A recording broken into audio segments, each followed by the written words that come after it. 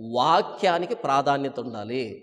బైబిల్‌లో దేవుని మాటలు ఏంటి అని చదివేదానికి, వాటిని వివరించేదానికి, వాటిని ధ్యానించేదానికి, వాక్యాన్ని బట్టి మన జీవితాన్ని సరిచేసుకోవడానికి, వాక్యం ద్వారా హెచ్చరికలు పొందడానికి, వాక్యం ద్వారా దేవుణ్ణి అర్థం చేసుకోవడానికి, వాక్యంలో నుంచి మన జీవిత పరమార్థాన్ని వెదుక్కోవడానికి 80% సమయాన్ని మనం కేటాయిస్తే ఇరుగు పొరుగు వారికి కూడా ఆలోచనలు రేకెత్తుతాయా, రేకెత్తవా? మనం ప్రతి ఆదివారం చర్చిలో ఎలాగైతే సమయాన్ని వృధా చేస్తున్నామో వ్యర్థమైనటువంటి కార్యక్రమాల ద్వారా, అలా పబ్లిక్లో వెళ్ళినప్పుడు సమయాన్ని వృధా చేయకూడదు. పబ్లిక్లో ఎక్కువ శాతం అర్థవంతమైనటువంటి వాక్య వివరణ, వాక్య ధ్యానం, వాక్యానికి సంబంధించి 90% సమయాన్నైనా కేటాయించాలి. ఇక చర్చి విషయానికి వస్తే 80% వాక్యానికి సంబంధించినటువంటి సమయ పరిపాలన జరగాలి. మిగిలినటువంటి 20%లోనే మిగిలిన అన్ని రకాల కార్యక్రమాలు జరిగితే ఎంత అర్థవంతమైన ఆరాధనగా ఆ రోజు పరిణమిస్తుందో ఒక్కసారి ఆలోచించండి.